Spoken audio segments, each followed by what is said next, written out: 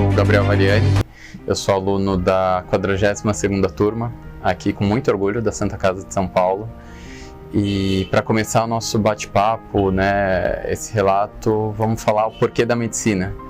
E eu acho que quando a gente tem 17 anos, quando a gente termina o ensino médio, é uma decisão grande, né? Uma decisão realmente grande, é bastante empolgante a gente ver as pessoas escolhendo suas profissões. Eu tenho 2 irmãos mais velhos, os 2 fizeram engenharia, um fez engenharia elétrica, o outro fez engenharia de telecomunicações.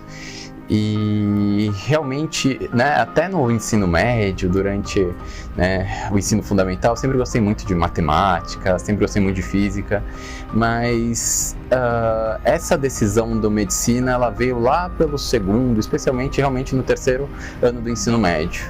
Eu sempre tive muita admiração pelos meus pais, né? Meus pais, eles também são médicos, também são aqui da Santa Casa de São Paulo. Eles se formaram na 12ª turma, se conheceram aqui, casaram na capela, e sempre, meu pai é pediatra, minha mãe é ginecologista, sempre admirei muito, né?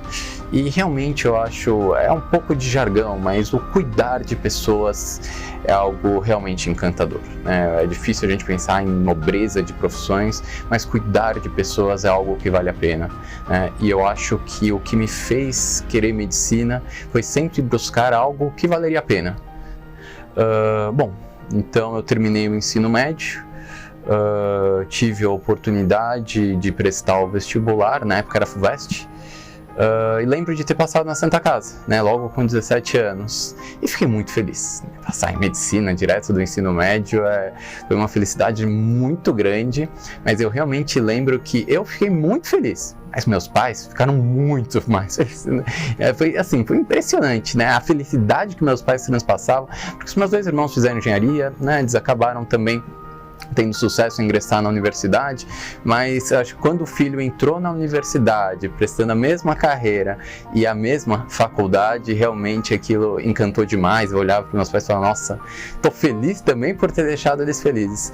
Mas, na verdade, conforme eu ingressei na faculdade, conforme eu comecei ali o 1º ano, calouro, que é uma época com certeza diferente na nossa vida, né, eu comecei a entender por que eles estavam tão felizes.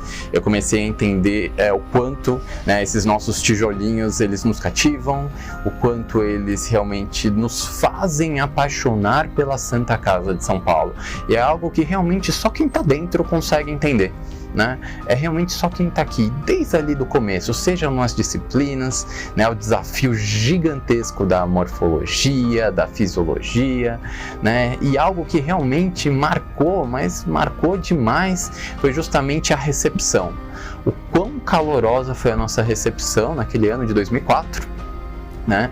E chama muita atenção desde todos os entes, seja a atlética tão importante, com aquele foco imediato ali na competição de calouros, né? O próprio centro acadêmico, a equipe da bateria, o departamento científico, todos se apresentando, todos nos recepcionando muito bem, né? E realmente foi algo que foi cativando, a gente foi se apaixonando, né, série de dificuldades, voltando ainda ali, né, no 1º ano. Eu lembro que eu sempre fui um aluno no ensino médio que eu tinha muita facilidade com biologia, né, aquela coisa de ir muito bem nas provas, tirar 10, enfim, era uma coisa que a gente ficava feliz, né, eu falava, né, quando eu lembro na primeira prova de morfologia, eu falei, não deve ser tão difícil assim, porque a gente sempre foi muito bem, a gente foi ali, estudou da primeira provinha ali da morfo, né. Lembro de ter tirado um redondo 2, né? Eu falei, deve ser muito 2. Aquilo, opa, o desafio é mais embaixo, temos que se dedicar.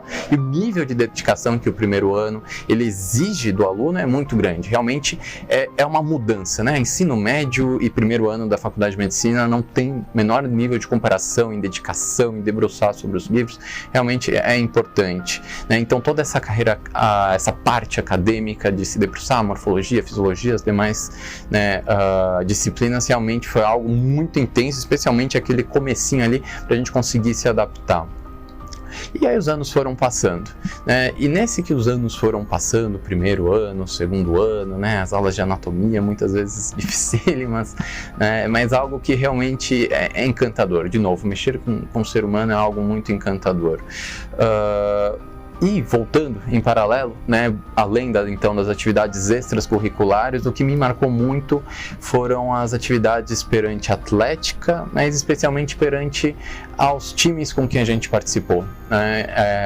Eu participei durante todos os meus anos na equipe de basquete, né, e um orgulho, uma família fora de série, alguns amigos que realmente ficaram para a vida, né. A partir do terceiro ano eu me dediquei também à parte do atletismo, e o que eu queria comentar da importância dessa atividade, dessa dedicação do esporte, é que ele traz outros ensinamentos na faculdade que a gente não tem somente também nas disciplinas, né? A gente tem outros ensinamentos, como a vontade de trabalhar em equipe, a vontade de superação. Acho que acima de tudo, melhorar você mesmo, se dedicar um pouco mais para que você consiga melhorar o seu resultado. E assim, aos poucos, os resultados vinham aparecendo, né? Seja no time de basquete, seja, né, no atletismo. Eu competi uma prova que a gente chama do fundo, que é os 5.000 metros, né? E eu lembro que no quinto ano da faculdade, a gente teve a honra de ganhar essa prova, ficamos muito, muito felizes. Mas mais do que isso, de novo, é a questão da superação, é algo que a gente lembra, sentimento de trabalho em equipe e a superação, de querer melhorar cada vez mais, é algo que marcou demais esse período da faculdade. E de novo, os anos foram passando, primeiro, segundo, terceiro ano, que foi o ano onde a gente foi atlética, né? Eu lembro que era o tesoureiro da atlética, então pela primeira vez, né, a gente mexia com volumes, naturalmente, né, de recursos, que tinham toda a questão de pagamento dos profissionais, dos técnicos, fazer os eventos acontecerem e fechar ali no bolso. Realmente foi uma experiência, de novo, diferente, né? Eu acho que a grande beleza da Santa Casa é que ela não me ensinou somente as disciplinas da medicina, mas ela me ensinou conceitos de vida. Eu acho que isso nenhum aluno pode perder, né? É muito mais, a gente amadureceu demais durante esses 6 anos da medicina, né? E, bom, chegado ao sexto ano, um novo desafio surgia, né? Que era o terminar a faculdade, e o saudosismo bate da maior forma do mundo. Eu lembro, na primeira aula, quando eu era calouro ainda, né, no antigo anfiteatro ali do Emília Thier, eu lembro de ter sentado ali, eu sempre gostei de sentar mais ou menos na região do fundo, e ter sentado, né, um pessoal lá do sexto ano, ter batido nas minhas costas e falou: aproveita que passa rápido, né? Tinha 17 anos, eu olhei para trás assim, 6 anos passa rápido? Não passa por nada, né? Deve demorar pra caramba a eternidade. Quando eu me vi no sexto ano fazendo exatamente a mesma coisa, né, para um calouro, então quando eu era sexto ano, eu bater nas costas e falar: olha, aproveita que passa rápido, a gente consegue ver como, né, esse período é tão encantador e quanto ele precisa ser aproveitado. Mas, pois bem, né, voltando então, chegou o sexto ano, uma nova experiência aí, qual especialidade escolher? E aí as decisões vão ficando cada vez mais difíceis, porque a gente vai focando, né? Eu lembro de gostar de uma série de especialidades. Eu particularmente nunca tive, né, muita aptidão para áreas cirúrgicas, pensei sempre muito nas questões, nas áreas mais clínicas, e lembrei muito do trabalho do meu pai, né, que trabalhou com pediatria, e me encantava, né, toda a parte de crescimento, desenvolvimento, né, enfim, aquilo realmente me encantou e optei pela pediatria. Antes, né, eu lembro de ter realmente feito a prova da residência, deu tudo certo, a gente conseguiu ingressar aqui na Santa Casa de São Paulo, mas a gente teve um ano que eu tive a oportunidade, inclusive com alguns colegas de turma, de servir o Exército Brasileiro, que é uma outra especialidade, na verdade uma outra experiência muito rica, né, onde a gente aprende uma série de quesitos, de questões de hierarquia, disciplina, experiências que provavelmente a gente não tem facilmente na nossa vida, né? Então realmente foi mais um ano de aprendizado muito grande, né? Foi um ano de quebra um pouquinho entre, né, aquele esforço, aquele estudo intenso, ainda mais no sexto ano para passar na prova de residência, né? E um ano de realmente de uma experiência diferente. Foi muito bom, foi riquíssimo, e a gente voltou para a pediatria. Na pediatria conhecemos, né, realmente uma série de novos amigos, porque a gente tem naturalmente pessoal que entra da Santa Casa, mas gente que vem de todos os locais do Brasil, né? E é bacana ver as pessoas se interessando, né, enriquecendo o próprio serviço. E de novo, acho que na especialização a gente dá um salto muito grande de amadurecimento, né? A primeira vez que a gente brinca, que a gente tem o carimbo, que a gente vai lá, né, consegue prescrever para lá e para cá e vai amadurecendo. O R1 é um ano que você sai de, né, eu falo que a primeira vez que você ganha o carimbo você tem um pouco de receio de prescrever uma dipirona, né, e chega no final do R1, óbvio que você tem um salto muito grande, apesar de ter muito, naturalmente, para aprender. Bom, pediatria na minha época eram 2 anos, né, e ao final do R2 surgiu uma enorme dúvida, né, as dúvidas vão se acumulando e na verdade elas vão afunilando. E aí, especialidade, poxa, e agora, hein? Fiquei muito entre 2 especialidades, a neonatologia, que foi a que eu escolhi, né, e foi a cardiologia. Eu lembro que na época eu era instrutor do grupo do PAUS, né, que é o suporte avançado de vida para pediatria, já era instrutor ali pelo time do HCOR ainda, no R2. E eu lembro que o pessoal lá falou, lá é tudo cardiologia. Eu falei, não, Gabriel, você vai fazer com a gente aqui, vamos, né? Mas eu lembro de ter um carinho muito grande pelo time da neonatologia aqui na Santa Casa, né? E desde quando eu era residente, eu tinha um carinho muito grande pelo, né, na época e até então, chefe do serviço de neonatologia, que é o Dr. Maurício Magalhães, né? Eu lembro de ter ido num congresso internacional da Santa Casa de São Paulo, né, que temos anualmente, e ter ganhado num sorteio numa sala de mais de 300 pessoas, ter ganhado um livro de sorteio, né, o único livro sorteado ali, eu lembro do Dr. Maurício falar, ó, isso daqui é um sinal de que você deveria fazer neonatologia. Enfim, né, e a neonatologia por si só sempre me apaixonou porque ela evolui demais, demais. Eu sempre falo que é uma das especialidades que mais evoluíram nas últimas décadas, né, a gente sempre fala que muitas crianças que ainda não sobreviviam antes, hoje passam a sobreviver, isso é muito encantador, e optei por fazer neonatologia. Pois bem, né, novo desafio, R3, R4, e dentro da neonatologia eu me apaixonei por uma área muito específica, que é o cuidado neurológico neonatal, onde puxando um pouco daquela linha onde muitas crianças que antes não sobreviviam, hoje elas passam a sobreviver por causa dos avanços, a gente encontrou um desafio enorme, que muitas crianças passam a sobreviver com altíssimo risco de lesão neurológica permanente, com altíssimo risco de sequelas neurológicas. Sendo que um dos maiores focos hoje dessa especialidade é promover a vida, mas tentando ao máximo garantir a qualidade de vida dessas crianças, né? E isso, né, essa questão do proteger o cérebro, essa questão de realmente pensar em estratégias que vão, né, evitar que aquela criança tenha uma sequela neurológica dentro da neonatologia, sou completamente apaixonado. E graças a Deus tive a oportunidade de congressos, de visitar outras universidades e das mais diversas, né, desde lá do pessoal na Universidade de Cambridge, na Inglaterra, né, muito ensinamento no Canadá, na McGill, lá em Montreal, hoje com uma parceria, muito ensinamento com o pessoal da Universidade de Stanford, né, lá nos Estados Unidos. E sempre me encantou muito como essas universidades, ou mesmo esses países desenvolvidos, conseguiam aplicar em ampla escala uma série de metodologias que de fato impactavam, né, na qualidade daquela criança ou diminuindo o risco daquela criança ter sequelas. Bom, feito isso, né, eu lembro que eu terminei o meu R4, né, e cheguei a ter a oportunidade de fazer um fellowship lá no Canadá, né, justamente na McGill, coisas de realmente ter aplicado, ter sido aprovado, alugado apartamento, e por uma questões de vida bem importantes, na verdade, não pude ir, questões pessoais realmente, e eu lembro que eu fiquei aqui no Brasil nesse momento, e de novo, né, pensei, poxa vida, né, não consegui, na época era um sonho morar fora do país e tal, mas a gente começou a pensar o que a gente poderia fazer.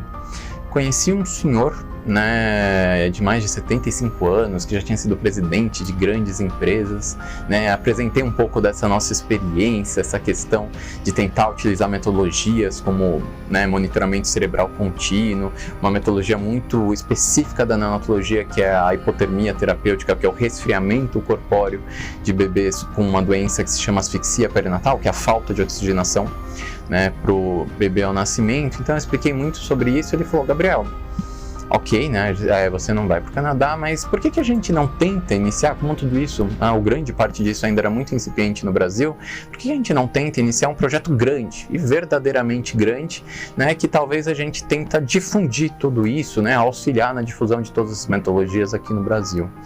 E de lá surgiu um projeto muito grande que a gente chama de PBSF, que é o Protecting Brains, Saving Futures, vem do inglês, protegendo o cérebro, salvando futuros. E ele me ensinou, né, a gente criou esse projeto e ele me ensinou como é que eu poderia pensar grande, pensar alto, de algo que realmente fizesse a diferença no nosso país. E já de discussões, aprendizado e conversando com o pessoal lá da Stanford, eles sempre falaram, Gabriel, né, existe aquela frase, or you go big, or you go home, né? Ou pense grande ou nem comece, né? E realmente a gente sempre pensou muito grande. Então a gente iniciou esse projeto, que hoje é um projeto de telemedicina, já trabalha há mais de 4 anos, que ele vai utilizar tecnologia e inteligência para a prevenção de sequelas neurológicas em bebês de alto risco, onde a gente vai prever ensino, educação, monitoramento contínuo de crianças com alto risco de lesão neurológica permanente.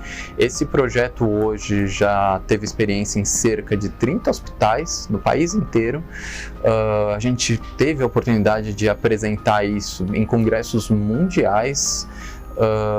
E além disso a gente tem algumas parcerias fabulosas, né? Sejam estudos, sejam em trabalho propriamente dito, né? A gente tem uma série de publicações justamente com quem a gente apresentou, com o time da Stanford, publicações com, né, professores que nos ensinam muito lá do Canadá, e hoje a gente trabalha, por exemplo, num estudo, né, que se chama Prevent Study, que ele vai prever a prevenção de epilepsia ao reduzir encefalopatia neonatal.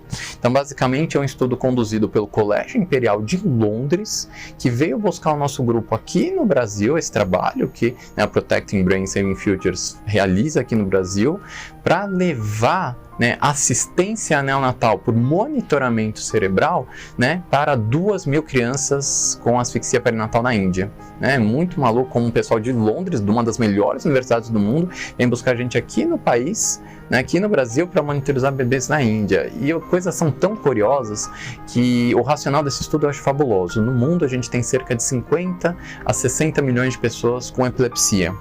12 milhões moram na Índia. A principal causa de epilepsia na Índia é asfixia perinatal, né?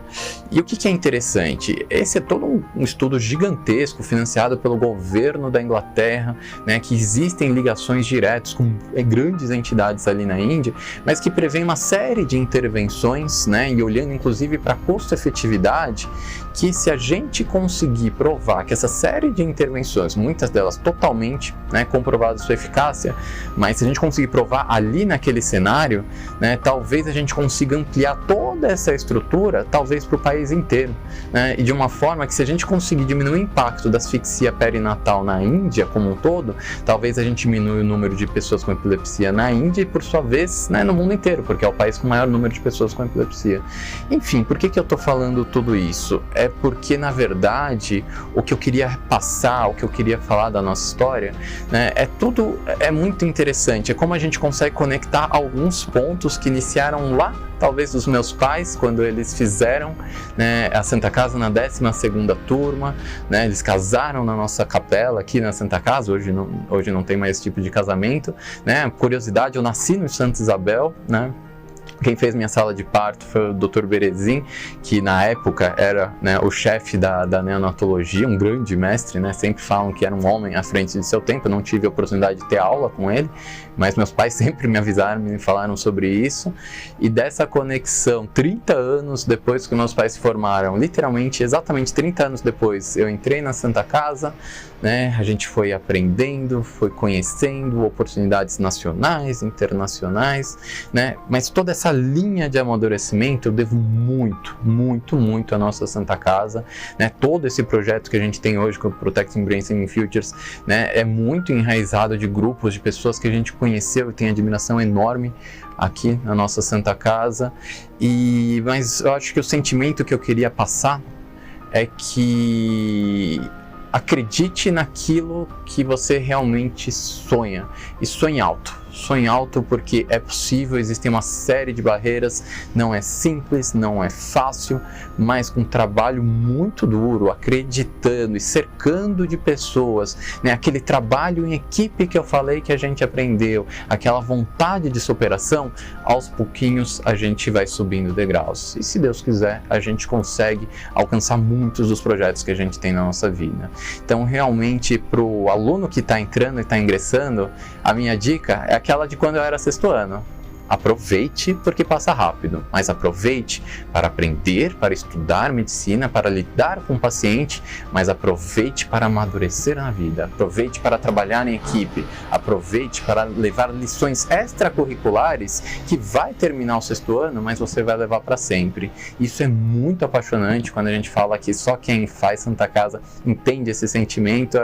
Eu acho que é a mais pura das verdades, é muito apaixonante tudo isso e fico ansioso, né, pelas próximas gerações que continuem levando o nome tão estimado e tão amado da nossa Santa Casa. Pensando no futuro da medicina, né, especificamente da nossa área, hoje a gente trabalha muito com esse quesito de telemedicina, né? Eu acho que por causa até da própria pandemia isso vai ganhar um nível de amadurecimento muito mais rápido do que talvez tivesse antes, mas é fabuloso você saber que você pode levar assistência altamente especializada a locais que não teriam aquela quantidade, né? Como se você tivesse especialista ali à beira-leito, né, mas remotamente auxiliando aquela equipe.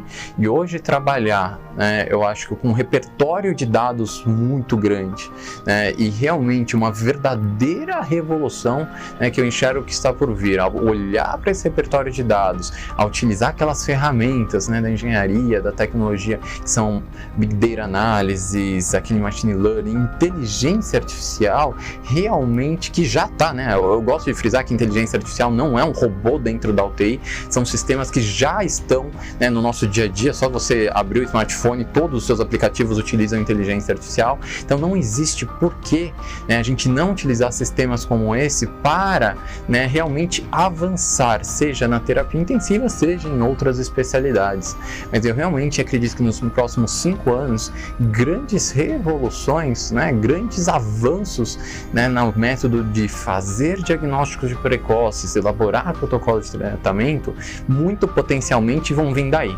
Né, vão vir dessa incrível análise de repertório de dados e dessa capacidade de adicionar inteligência, né, de forma artificial, mas adicionar inteligência a toda essa avaliação. Eu realmente acredito que tem um caminho belíssimo, né, o nosso grupo também já trabalha com isso e até pequena, né, paralelo, mas também um grande agradecimento é que todo esse trabalho hoje de telemedicina que a gente realiza, todo esse trabalho de análise de dados, todo esse trabalho de tentar armazenar informações em nuvem, hoje a gente é muito grato e muito feliz de trabalhar literalmente em colaboração com a própria Microsoft, que é a maior, né, provavelmente a maior empresa do mundo inteiro, onde, de novo, é um projeto que nasceu aqui da Santa Casa, aqui do Brasil propriamente dito, hoje chamar a atenção, né, aos olhos de uma das maiores, se não a maior empresa do mundo, é realmente fabuloso, mas é porque realmente tem muito racional, né, de utilizar esse tipo de sistema,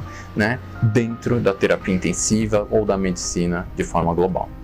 Eu vejo que para a gente finalizar nosso bate-papo, mais uma vez, eu queria agradecer, bom, antes de mais nada a gente sempre tem que agradecer a nossa família, meus pais pelo primeiro momento, né, quando fizeram a Santa Casa, começaram toda essa história, naturalmente a minha família, meus irmãos, hoje minha esposa, né, a Mariana, que sempre dão muito suporte, né, para que a gente continue indo em frente. E relembro, né, eu acho que o mais importante da nossa vida, o mais importante que a gente deve buscar no nosso dia a dia é trabalho em equipe, é tentar avançar juntos com aquilo que a gente mais almeja, com os nossos sonhos, e saber de uma coisa, é possível, né? Aquilo que a gente acredita é completamente possível, mas a gente tem que trabalhar diariamente, né? E de novo, em conjunto com as pessoas com quem a gente mais confia, que acreditam, tem os mesmos objetivos, de alguma forma, trabalhando, a gente chega lá e vamos em frente.